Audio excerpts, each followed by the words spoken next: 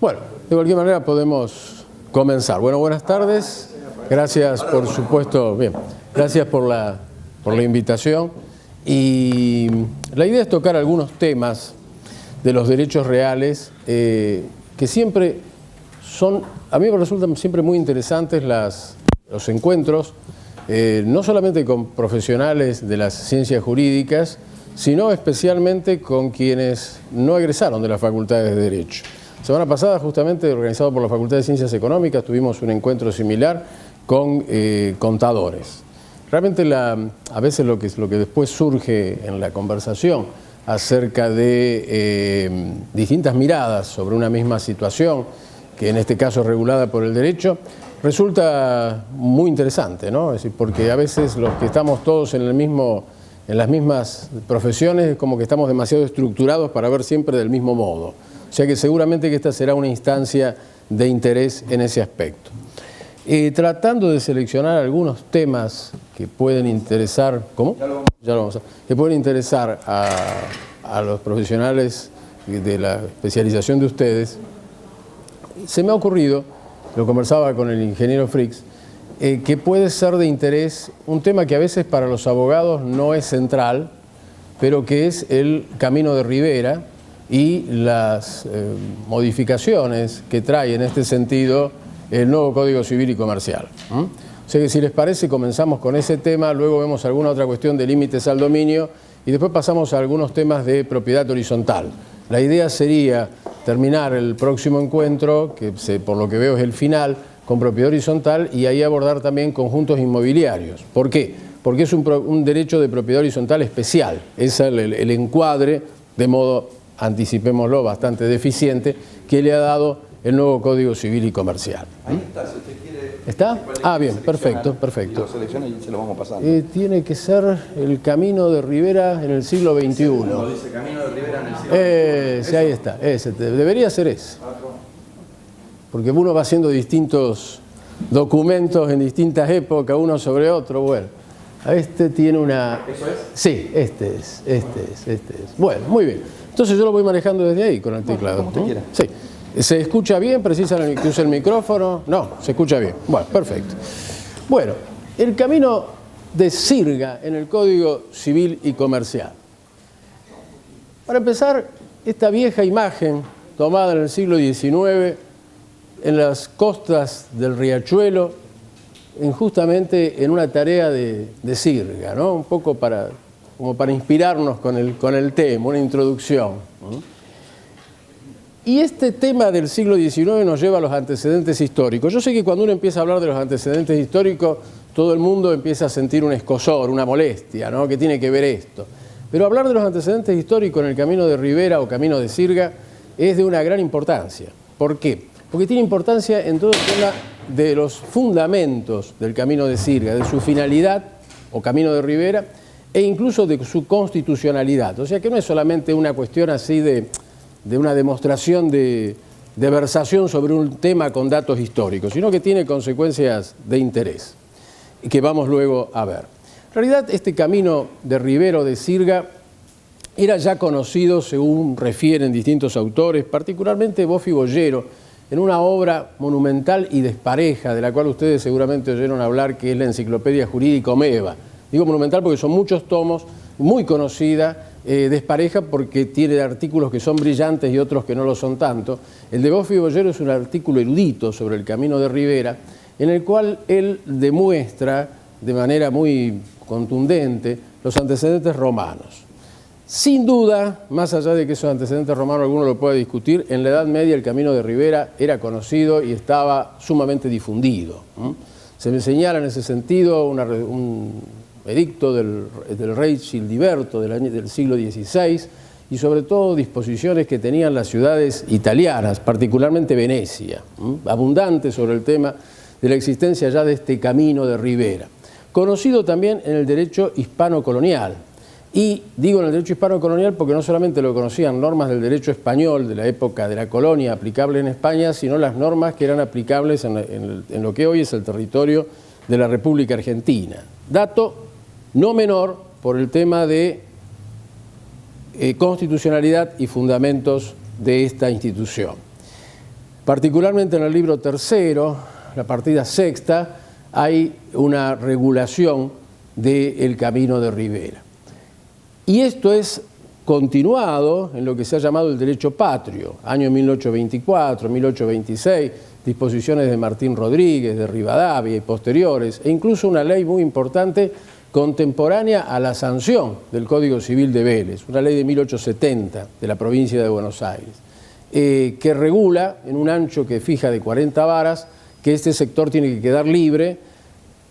A fines, en algunos casos habla de la navegación, en otros no habla con tanta certeza de la navegación, pero tiene que quedar libre junto a los ríos. Particularmente los ríos que refiere son, muchas de estas normas son los ríos de lo que uno llamaría la cuenca del Riachuelo, Matanza Riachuelo, todo eso. El Código Civil de Vélez recepta el camino de Rivera en los artículos 2639 y 2640.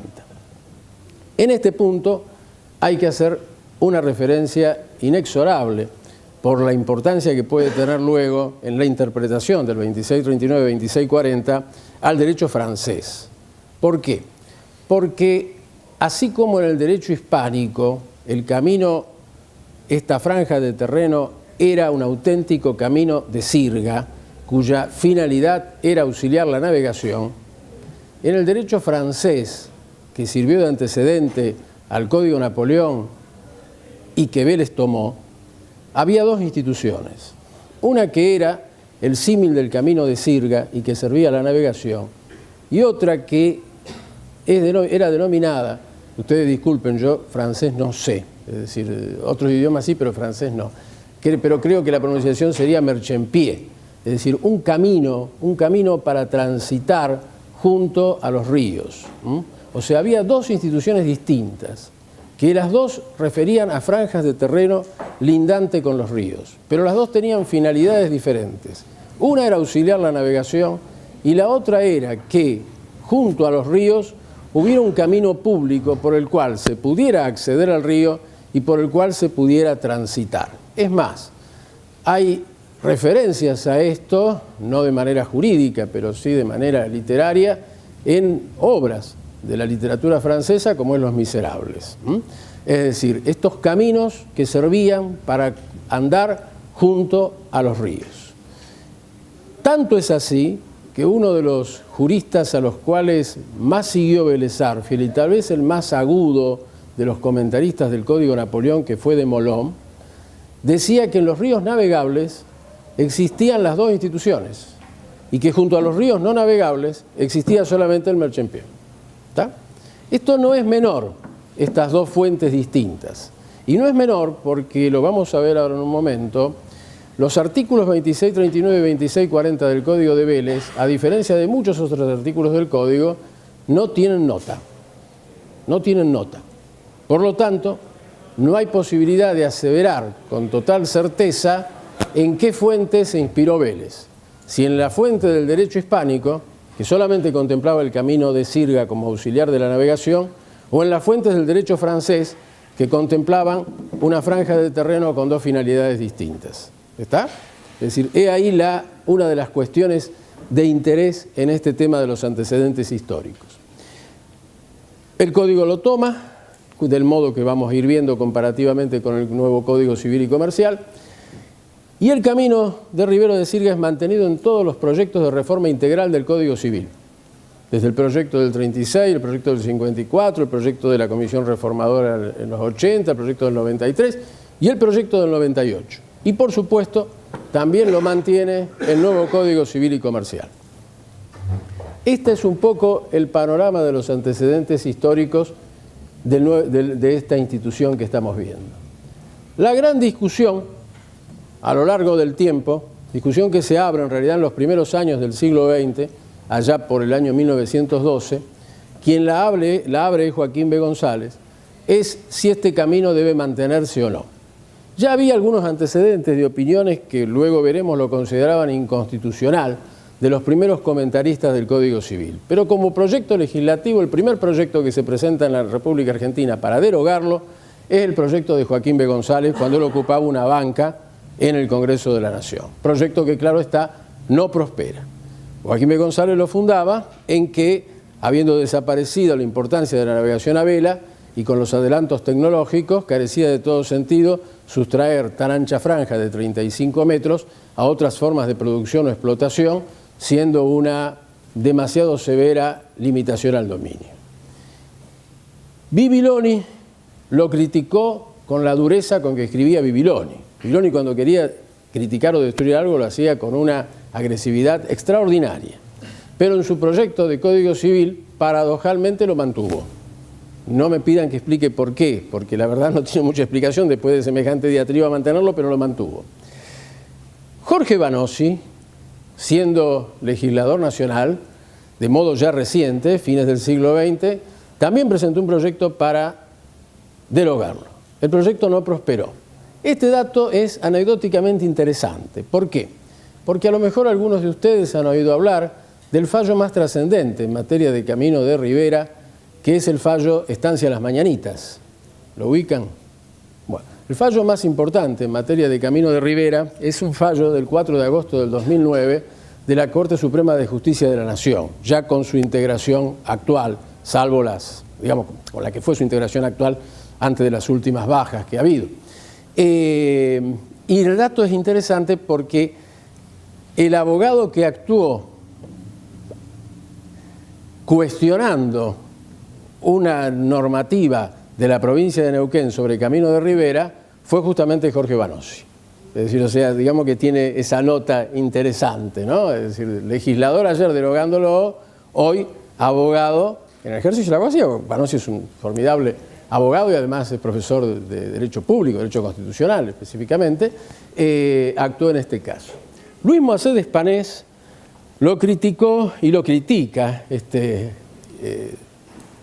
versado jurista cordobés, en distintas oportunidades, particularmente en un libro también que tiene sus particularidades para hacer esta charla menos aburrida.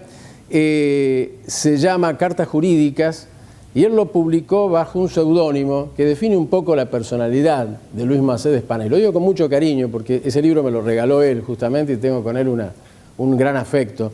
Ya anda rondando, está por la mitad de la década, de la octava década de su vida, Luis Moaced.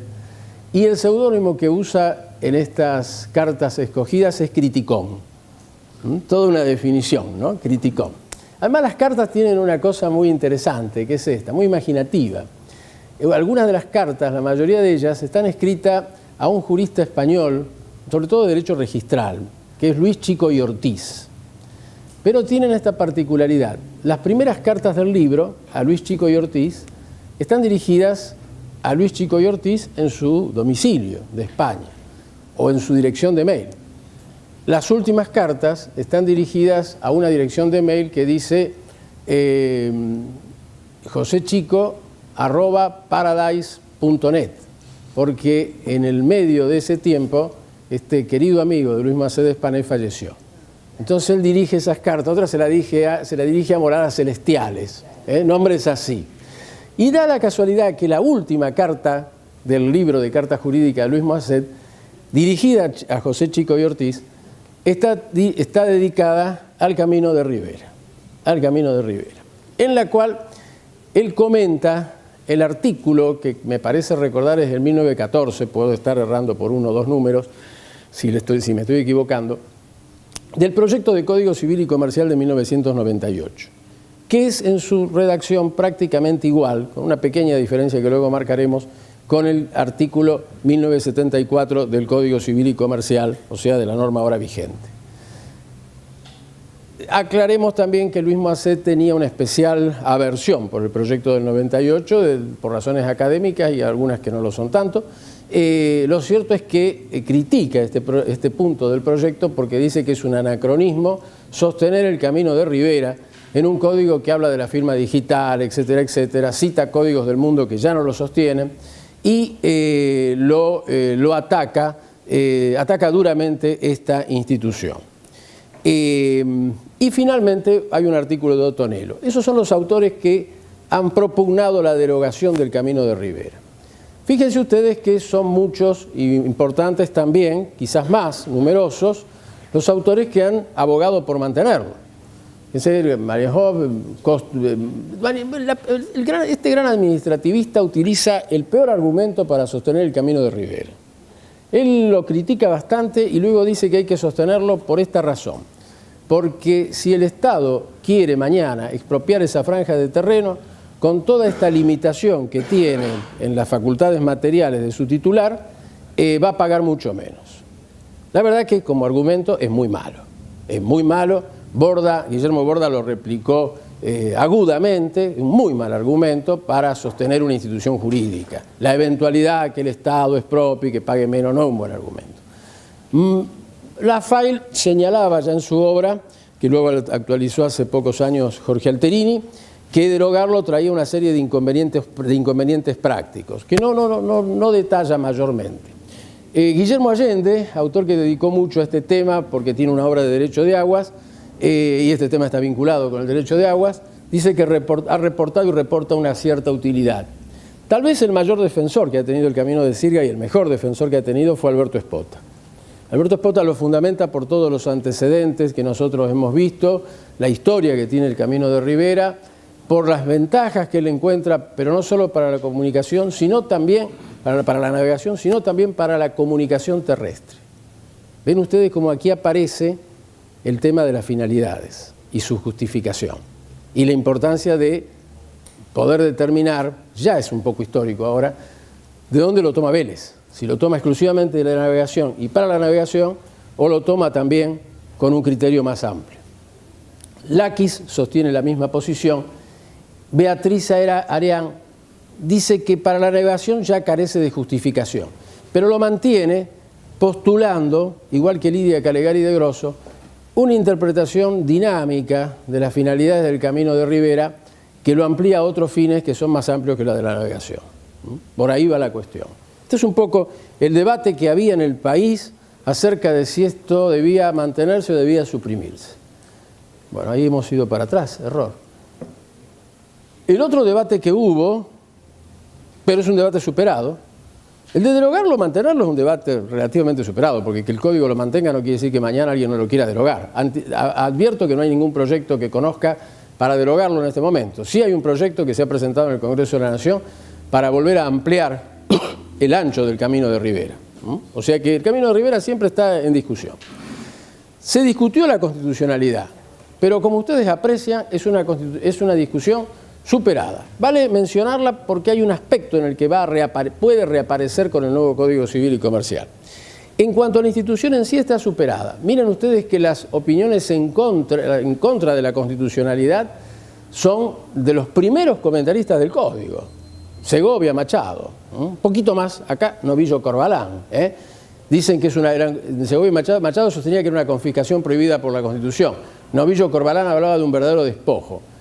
Toda la doctrina más moderna lo consideran constitucional. ¿Y por qué lo consideran constitucional? Fundamentalmente por los antecedentes históricos. He allí la base de la constitucionalidad. ¿Por qué? Porque el gran argumento para sostener la constitucionalidad es este. Todos los dominios inmobiliarios en la República Argentina, cuando nacieron ya con esta limitación. Por ende, el Código Civil de Vélez no le sacó nada. Y el nuevo Código Civil menos le saca porque lo erangosta, ¿está? Pero no le saca nada porque todos los dominios ya en la legislación de la colonia hispánica, por eso les conté los antecedentes históricos, ya tenían esta limitación, ya la tenían. No, el Código por eso no era una norma que le sustraía algo que estaba en el patrimonio de las personas en ese momento. Menos atacable todavía sería el nuevo Código Civil y Comercial. Hay un solo punto en el nuevo Código Civil y Comercial que puede dar lugar a un planteo de inconstitucionalidad, y que es el tema de los lagos, que lo dejamos para después, que es el tema de los lagos. Lafaille lo fundaba también en un argumento tal vez no tan masivamente atractivo como el de los otros, pero muy fuerte desde el punto de vista jurídico, y es que es un límite al dominio. Es un límite al dominio que entra dentro del estatuto normal del dominio. Y los límites al dominio no son indemnizables, salvo agravamiento por la mano del hombre, regla general del derecho. Lo que sí, y parece bastante razonable, Allende y Marienhof distinguían el caso de los canales artificiales. Porque recuerden que el Código de Vélez hablaba de ríos o canales. Pero esto que les digo sigue siendo vigente ahora. La pregunta es, frente a un cauce, ahora el nuevo Código Civil y Comercial habla de cauce, que es artificial, ¿se impone el camino de ribera? Sí, se puede imponer, pero allí si yo se lo impongo a un propietario, se lo tengo que expropiar. Porque ahí hay una cosa nueva, incorporada, que no es natural, que no puedo argumentar en base a la historia ni nada por el estilo, y incluso excede el tema de los límites al dominio porque está a la mano del hombre. O sea que allí se podría plantear, para algún caso que se les pueda presentar, se podría plantear la inconstitucionalidad. Una discusión que yo creo que es de ayer, pero que con el nuevo código también seguiría abierta, por eso vale tratarla. Yo creo que de ayer porque para mí es una discusión que está superada desde siempre, pero bueno, hay autores importantes que la han postulado hasta no hace mucho tiempo. La naturaleza jurídica del camino de ribera, que tiene importancia, porque no es lo mismo si fuere dominio público, que es un disparate, a que si fuera una servidumbre administrativa o un límite al dominio. ¿Por qué? Porque tienen un régimen completamente distinto los límites al dominio de las servidumbres administrativas. Sostener que es dominio público, esto no es nada más que una curiosidad histórica. Fue una idea que se le ocurrió a Machado y que hay que disculparlo, porque Machado fue de los primeros comentaristas del Código Civil. Es como nos va a pasar a los primeros comentaristas de este código. Por ahí vamos a decir algo que el transcurso del tiempo demostrará que está errado. Son los primeros balbuceos frente a una nueva norma, ¿no? Uno va un poco navegando entre la niebla. Y eso le pasó a Machado. Evidentemente, esta franja de terreno no es dominio público. Ustedes entienden que no puede ser dominio público porque están los límites al dominio. Es un límite que se le pone ¿a qué? Al dominio particular. No puede ser dominio público. Le prohíbe al propietario hacer construcciones. Si le prohíbe al propietario es porque es del propietario. Es decir, no está enumerado en los bienes del dominio público. Bueno, 1000 razones para descartarla. La que es una discusión que todavía ha tenido vigencia en el derecho argentino y que excede el derecho civil, y que en definitiva es la vieja polémica entre civilistas y administrativistas, es si es un límite al dominio o es una servidumbre administrativa. Ahí hay una discusión que está pendiente y que la verdad se puede discutir con el Código de Vélez y se puede mantener con el nuevo código. No hay nada en el nuevo código que altere los términos de esa discusión. No hay nada, no hay nada. Como ven, salvo el viejo caso de Segovia y el caso de Guillermo Allende, profesor de Derecho Civil 4 en la Facultad de Derecho de la Universidad de Buenos Aires hace unas cuantas décadas atrás, todos los demás que están encolumnados en la posición de la servidumbre administrativa son administrativistas. Y como ustedes ven, la doctrina civilista, con algunas presencias también del derecho público, piensa que es un límite al dominio. Y como también ven, la jurisprudencia mayoritariamente piensa que es un límite al dominio. Y aclaro que a esa jurisprudencia le debo agregar el trascendente fallo Estancia de las Margaritas, que es jurisprudencia de la Corte. O sea que se puede seguir debatiendo, pero es como que los platillos de la balanza se van inclinando fuertemente a considerarlo un límite al dominio, ¿no? Un límite al dominio. ¿Qué está en el medio de esta discusión? Dos cuestiones que hay que tener presentes. La primera, algunos de los autores que sostienen que es servidumbre parten desde el derecho administrativo. Y acá hay un problema de lenguajes. La noción de límites, limitaciones, restricciones, esos vocablos en el derecho civil tienen un significado y en el derecho administrativo tienen otro. Entonces, cuando se produce ese diálogo necesario y conveniente que deberíamos tener y que nunca hemos podido unificar, ellos hablan en esos términos de algo distinto a lo que llamamos nosotros y viceversa. Eso es una cuestión que oscurece la discusión. Esto, como decía en una frase que siempre he repetido más de una vez en distintos debates, Ortega y Gasset: espere, antes de discutir conmigo, defina los términos. Claro, porque si usted dice, si vamos a discutir si este cuadro es del romanticismo o no, primero definamos qué es el romanticismo, porque si no, no nos ponemos de acuerdo. Bueno, acá pasa lo mismo, problema de lenguajes. Esa es la primera cuestión. Y la segunda cuestión que tal vez oscurece esta distinción es un error de gran parte de la doctrina que toma doctrina española. Y esto pasa mucho en Camino de Ribera. Ojo con la importación acrítica en estos temas de la doctrina española. ¿Por qué? Porque el derecho español no distingue entre límites al dominio y servidumbres.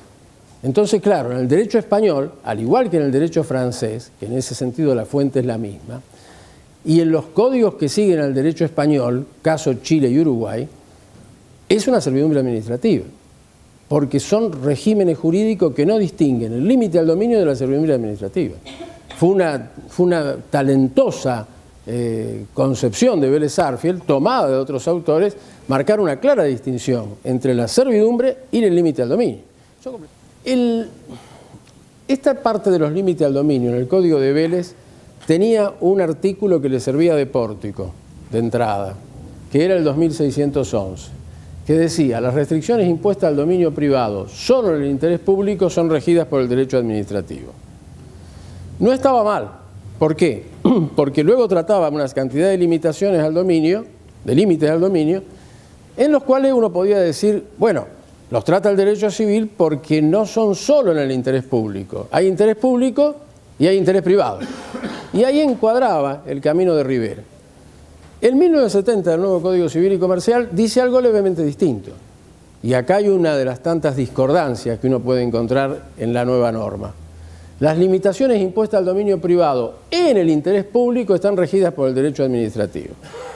No es lo mismo. Lo que está diciendo es que si está de por medio el interés público, debería estar regida por el derecho administrativo. No cabe duda que en el camino de Rivera está el interés público. Por lo tanto, esto es una desarmonía.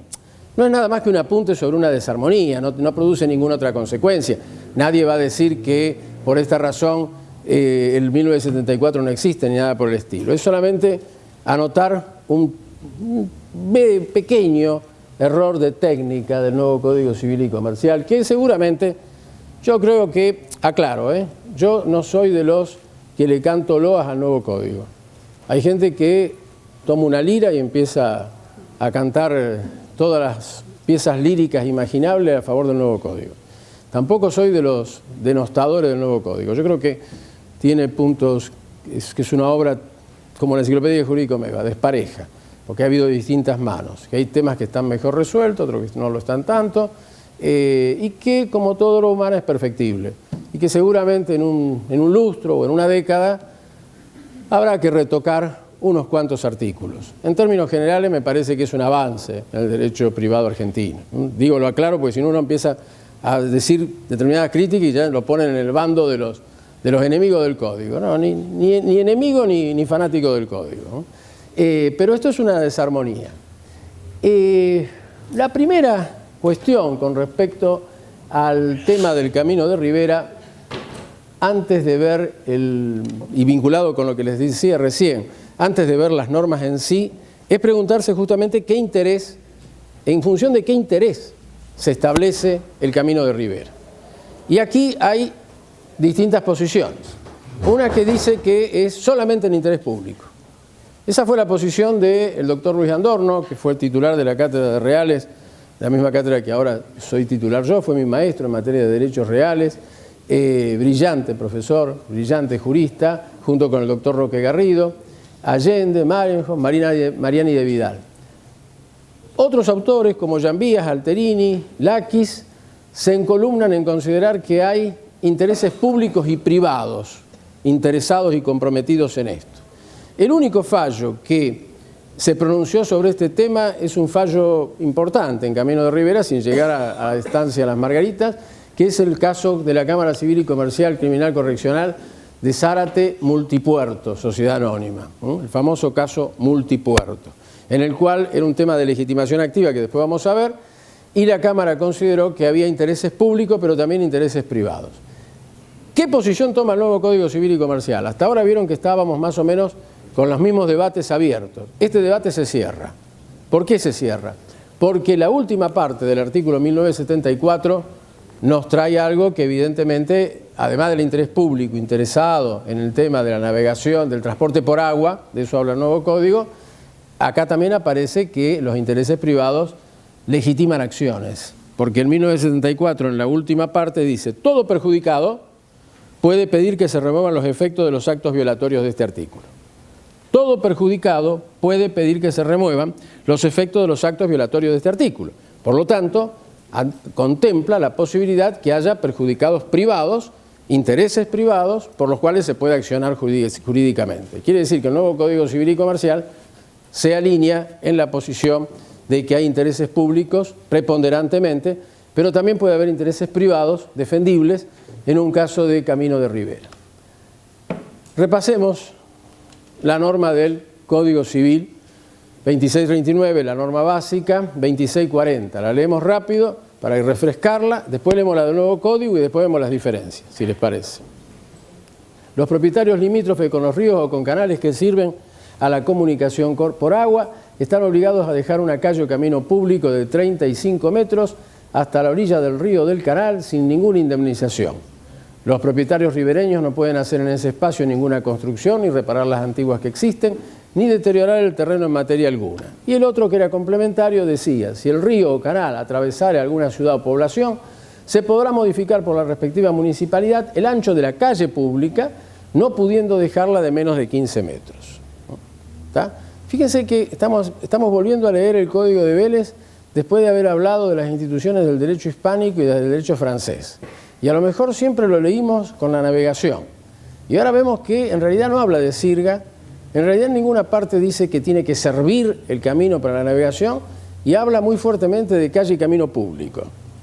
Digamos que uno siempre lo lee de una manera, también se puede leer de otra. Tiene dos lecturas. Yo no digo, nadie ha podido afirmar cuál es la lectura correcta. Es un marco de posibilidades interpretativas. ¿Cómo es el nuevo Código Civil y Comercial? Ya no habla de camino de ribera.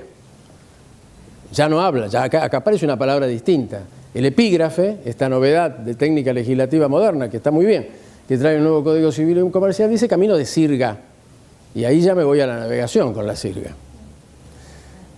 El dueño de un inmueble colindante en cualquiera de las orillas de los cauces o sus riberas, aptos para el transporte por agua, debe dejar libre una franja de terreno de 15 metros de ancho en toda la extensión del curso, en la que no puede hacer ningún acto que menoscabe aquella actividad.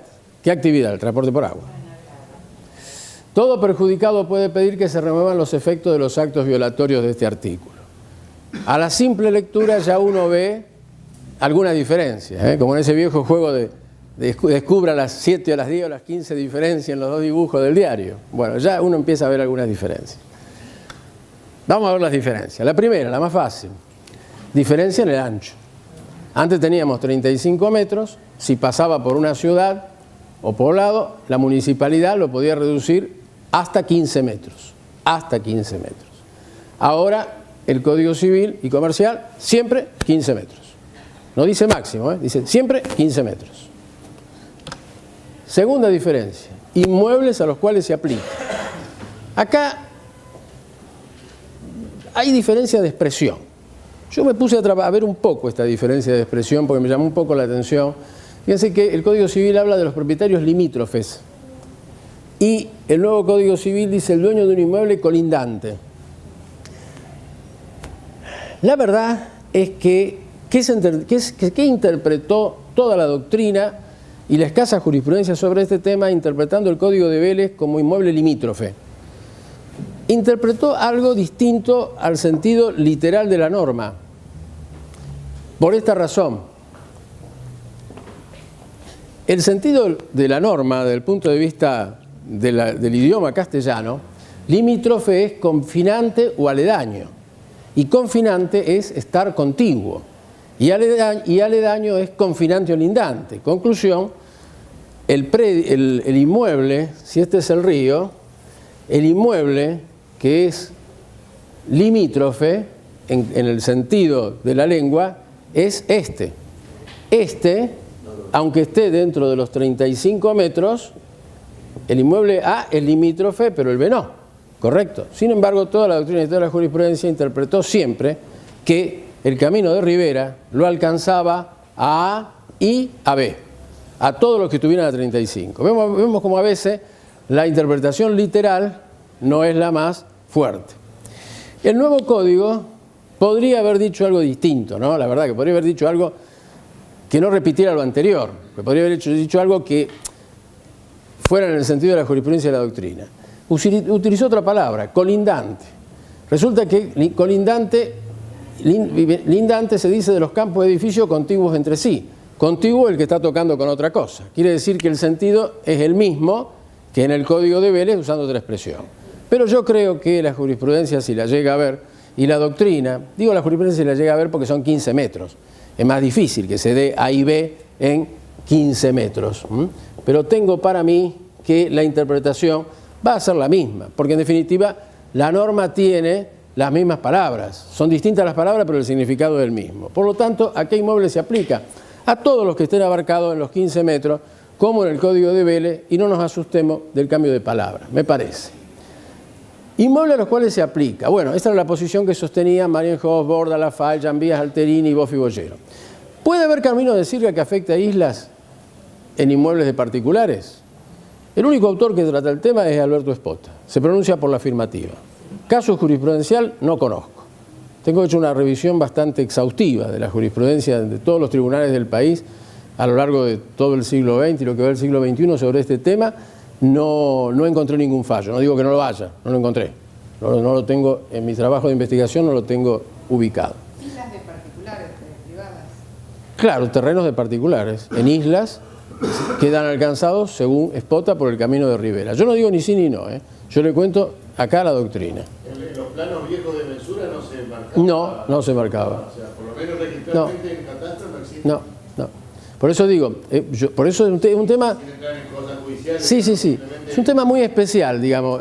Lo traigo a cuento como para decir, bueno, el único que lo trató es este autor importante. Alberto Espota es un autor sumamente importante en derecho, que ha tenido además posiciones de avanzada. Fue uno de los primeros que trató el tema del abuso del derecho en la Argentina, la interpretación dinámica del tema de las distancias de los árboles y los arbustos, etcétera, etcétera. Un jurista muy agudo.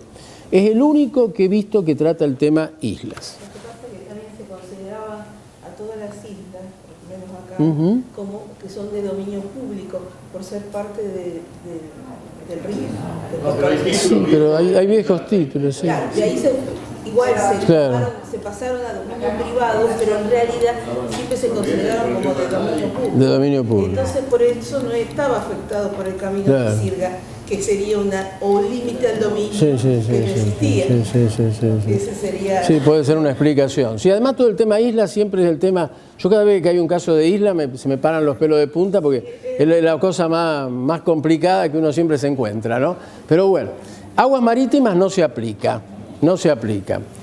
Cuando el río canal, una pregunta que cabe hacerse es, en el Código de Vélez, ustedes recuerdan que habla de el río canal tiene que servir a la comunicación por agua. El nuevo Código Civil y Comercial dice que no habla de río canal, pero el cauce del que se trate tiene que servir al transporte por agua. La pregunta es ¿cuándo sirve a la comunicación por agua? Y ahora sería ¿cuándo sirve al transporte por agua?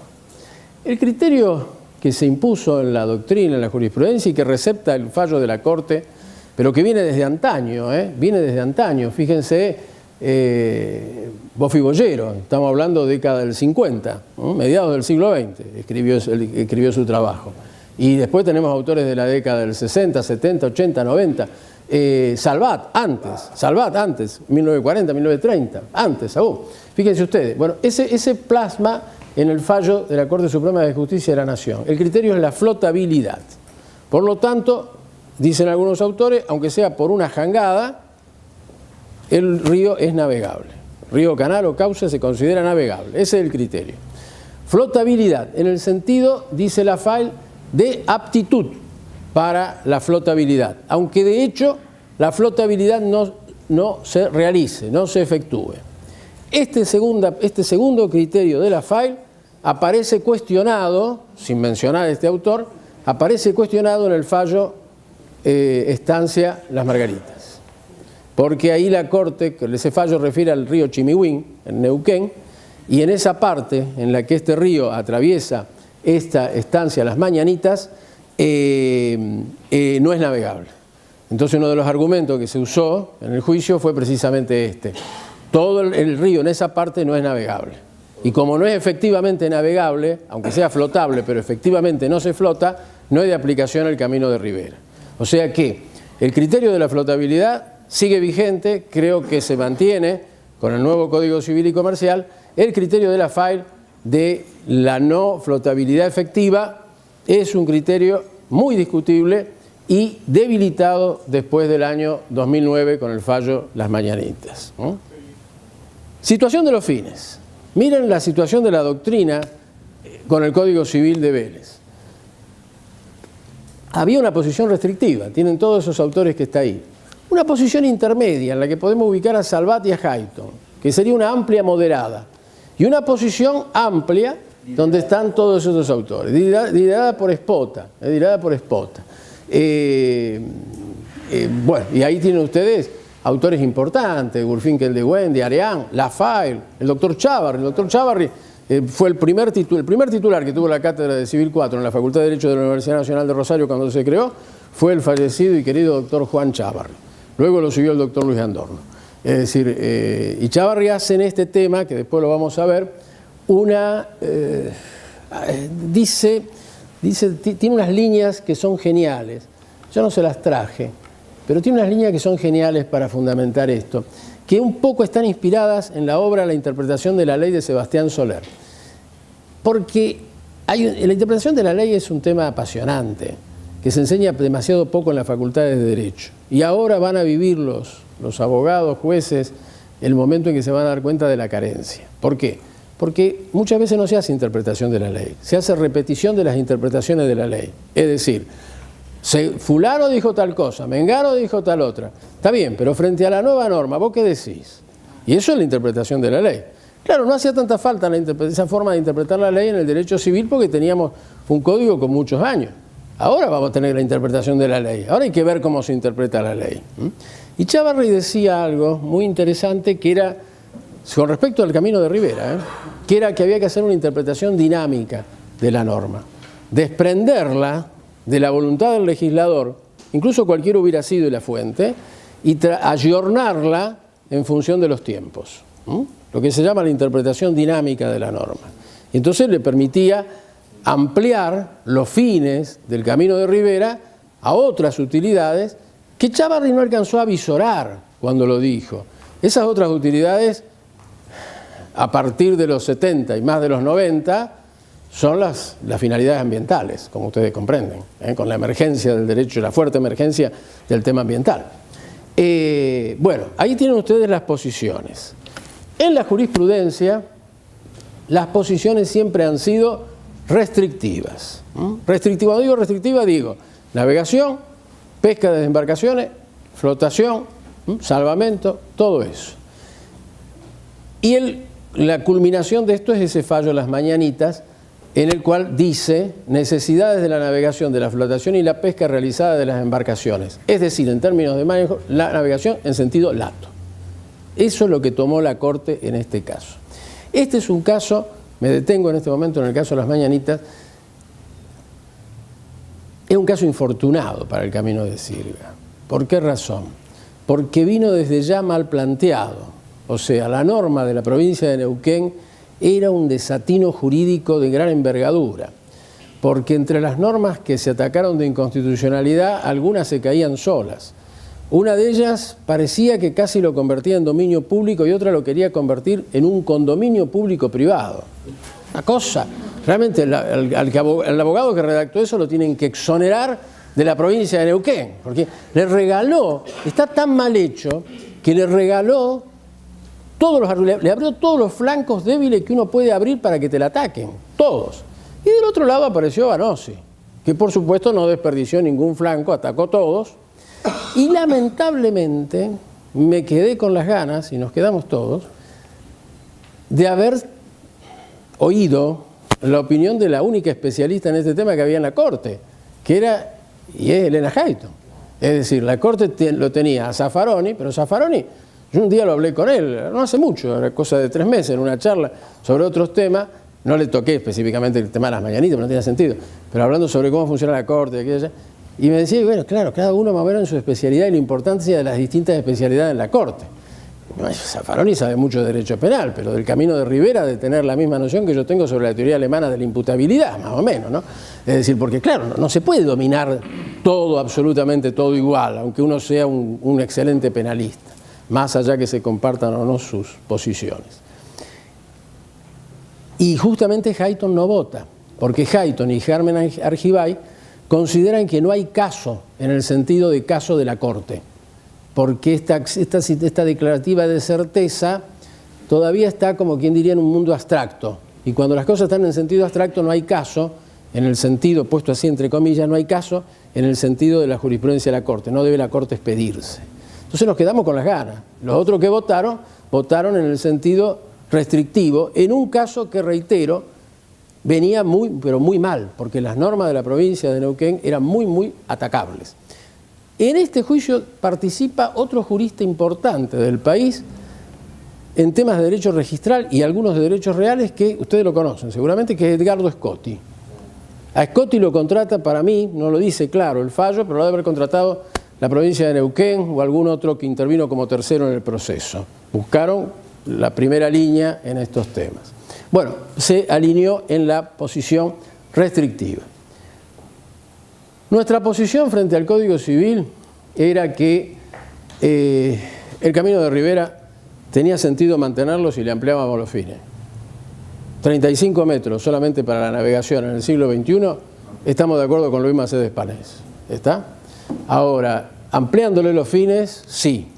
Y yo siempre sostengo, en primer lugar, que la terminología del código me permitía pensar que era Camino de Sirga o Camino de Rivera porque el legislador no me decía nada.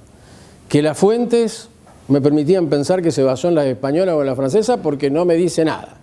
Que los términos de la norma me dejan las dos posibilidades. Y entonces aquí pienso lo que pienso muchas veces en la interpretación de la ley, tomando una expresión de Hans Kelsen en una conferencia que dio en Estados Unidos a mediados del siglo XX, que me pareció una expresión brillante para la interpretación de la ley, es esta, dice. En la interpretación de la ley, dice, muchas veces dice, es un marco de posibilidades. Dentro de ese marco de posibilidades interpretativas, la última elección, en determinados casos, no es técnica, es política. Política en el sentido de finalidad, no en el sentido de otro tipo de expresión más de menor envergadura de la política. Y me parece que allí aparece la interpretación dinámica, me parece que allí aparece la importancia de que el derecho argentino ha cambiado a partir de la reforma del 94 con el artículo 41 de la Constitución Nacional, con toda la emergencia del derecho ambiental, etcétera, etcétera. Y me parece que con prudencia se podía trabajar en la interpretación amplia de los fines del Camino de Rivera. Y por eso le llamaba Camino de Rivera y no Camino de Sirga. En el nuevo Código Civil y Comercial, esta interpretación, admito con toda sinceridad, se dificulta. Se dificulta porque me habla de Sirga, se dificulta por una serie de cuestiones. Creo que es muy difícil de mantener, pero uno es abogado, uno sobre todo es abogado. Claro, porque uno puede haber tenido otras actividades en la vida, función pública, la docencia, mi primer título fue de maestro normal, siempre amé la docencia, etcétera, etcétera, pero después de 30 años de abogado, que la elegí porque me gusta mucho la abogacía, pero además ustedes comprenden que soy un deformado, porque después de 30 años de abogado tengo todas las deformaciones profesionales de la profesión de abogado. Y como ustedes tienen las de ustedes, ¿no? Tampoco no se crean que los únicos deformados somos nosotros. Los médicos tienen la suya, los ingenieros tienen la suya, los arquitectos tienen la suya. Uno casi lo ve venir a alguien y sabe si es arquitecto, médico o abogado. Es decir, según cómo se viste y según cómo se mueve. Así que bueno, todos tenemos las nuestras. Pero lo cierto es esto, me parece que es mucho más difícil. Si uno tuviera que argumentar a favor de la amplia, hay algunos pequeños resortes a los cuales se puede acudir. Creo que no son muy firmes, pero uno puede acudir. Que es el artículo primero, fíjense que dice, los casos que este código rige deben ser resueltos según las leyes que resulten aplicables, conforme con la Constitución Nacional y los tratados de derechos humanos en los que la República sea parte. Y ahí engancho en el 41. Tiro un gancho y me afirmo en el 41. Artículo segundo, interpretación. La ley debe ser interpretada teniendo en cuenta sus palabras. Las palabras me empiezan a complicar. Pero después me dice sus finalidades. Y ahí puedo hacer la interpretación dinámica de las finalidades. Las leyes análogas, las disposiciones que surgen de los tratados de derechos humanos, los principios y los valores jurídicos. Ahí me abrió la puerta. Porque este código tiene eso. Este más que un código de normas, seguramente lo ha dicho el doctor Cosari, o se lo ha dicho algún otro, no sé si esta es la primera charla que tiene. Bueno, a lo mejor lo dijo Cosari, si no, vale decirlo. Más que un código de normas, este es un código de principios. un código de principio, un código de valores, un código de normas mucho más flexibles. Es otro estilo de legislar. Está bien, es el estilo de los tiempos, está bien. Tiene sus ventajas, también tiene sus desventajas, le da por ahí mayores atribuciones a los jueces, lo cual es fantástico. Si los jueces son sabios, prudentes y justos y adecúan la norma general al caso especial, maravilloso. Si no tenemos esos jueces, le dimos más poder y es más peligroso. Pero bueno, pensemos que sí, qué sé yo, el que sea creyente que ore. De modo coherente con todo el ordenamiento. Y el 240 del Código Civil y Comercial, en la parte de los bienes, es un artículo muy importante, que siempre hay que tenerlo presente, porque este código tiene una particularidad, tiene una técnica de interpretación distinta al Código de Vélez, cuando se lo interpretaba de manera antigua. Pero además este código lo tiene mucho más. Nunca resuelve, si alguien se los tiene que haber dicho, los agrimensores tienen mucha más formación jurídica que otras profesiones, muchísima más. Es decir, realmente creo que los dos que tienen más formación jurídica son los contadores y los agrimensores. Y no le voy a decir cuál de los dos creo que tiene más porque puede considerarse un halago, pero son campos distintos. Lo cierto es que tienen mucha formación jurídica y van a entender perfectamente esto, lo saben. Nunca se resuelve un caso con una norma. Siempre se resuelve con una interpretación desde todo el sistema. Por eso el peor cliente, el cliente que viene, que muchas veces el contador o la contadora, me acuerdo cuando yo hacía derecho de familia, tocaron unas cuantas contadoras en temas de divorcio y venían con el porque a mí según este artículo, sí, pero mire que después hay que verlo con este y otro y llegamos a la conclusión contraria. No sé si me explico. Nunca se resuelve con una norma. Esto siempre ha sido así en el derecho, pero con un código como este mucho más. Porque este es un código que tiene una parte general y después tiene una parte general de los derechos reales y después tiene una parte general de cada uno de los más importantes derechos reales. Entonces, cuando uno va a resolver un tema, puede ir a la norma particular, pero no quedarse ahí, tiene que saltar a la parte general de ese derecho, a la parte general de los derechos reales y sobre todo a la parte general del código. Por supuesto, después todo el sistema jurídico, ¿no? Pero no olvidar la parte general del código. Y en esta parte general, este artículo, en este tema y en otros, puede ser muy útil, porque dice límites al ejercicio de los derechos individuales sobre los bienes, que de eso se trata. El ejercicio de los derechos individuales sobre los bienes mencionados en las secciones primera y segunda, esa letra mayúscula está mal, porque puse el punto y no lo corregí, debe ser compatible con los derechos de incidencia colectiva. Y acá aparece fuertemente los derechos de incidencia colectiva del tema ambiental. Y lo reafirma la segunda parte. Debe conformarse a las normas del derecho administrativo nacional y local dictadas en el interés público y no debe afectar el funcionamiento de la sustentabilidad de los ecosistemas, de la flora, la fauna, la biodiversidad, el agua, los valores culturales, el paisaje, entre otros según los criterios previstos en la ley especial. ¿Cuál es la ley especial? Primordialmente la 25675, la ley de política ambiental nacional que está ahí todos los principios ambientales. ¿Está? O sea que aquí todavía me queda una pequeña lucecita de esperanza para la interpretación amplia. Creo que mucho más menguada en el nuevo código que en el viejo código de Vélez. Otra diferencia entre el Código Civil, cómo vuela la hora, entre el Código Civil y el Código Civil y Comercial. Las prohibiciones a los propietarios. El Código de Vélez era, acá se ve la norma laxa, flexible y la norma mucho más puntillosa, dos estilos de legislar distintos. Miren. El Código de Vélez decía, no pueden hacer en ese espacio ninguna construcción ni reparar las antiguas que existen, ni deteriorar el terreno en manera alguna. El nuevo Código Civil y Comercial utiliza una fórmula mucho más abierta. Dice, no pueden hacer ningún acto que menoscabe aquella actividad. No menoscabe aquella actividad. Es decir, la pregunta es, ¿estos actos que estaban en el Código de Vélez menoscaban la actividad? ¿Cuál actividad? El transporte por agua. ¿Lo menoscaban o no? Bueno, es una cuestión de interpretación en cada caso, ¿no? Con el Código de Vélez se interpretaba así. Dice, no pueden hacer en ese espacio ninguna construcción. Hayton decía para que no haya obstáculos. Si hubiera realizado alguna construcción debe considerarse precaria, atento al lugar en que fue efectuada. Esto uno podría pensar que es igual. Podría pensar. No reparar las antiguas que existan. ¿Por qué prohibía esto Vélez? Para que con el tiempo desaparezcan. Si le impide repararla, a lo largo libero esa franja de terreno, si no les gusta la palabra camino. Ni deteriorar el terreno de manera alguna, por eso no se podían extraer piedras, arenas, y estaba la discusión del cultivo. Según Lafay, Buffy Bollero, la vía Alterini y Ariá, está prohibida la siembra del cultivo. Borda decía que era una barbaridad, un extremo prohibir esto. ¿Subsisten esos mismos criterios doctrinarios frente a la amplia expresión del Código Civil y Comercial? Yo tengo alguna duda. Parece que esto le da al juez una mayor facultad frente al caso concreto. Podría ocurrir que diga, esta pequeña construcción no obstruye y por lo tanto la dejo.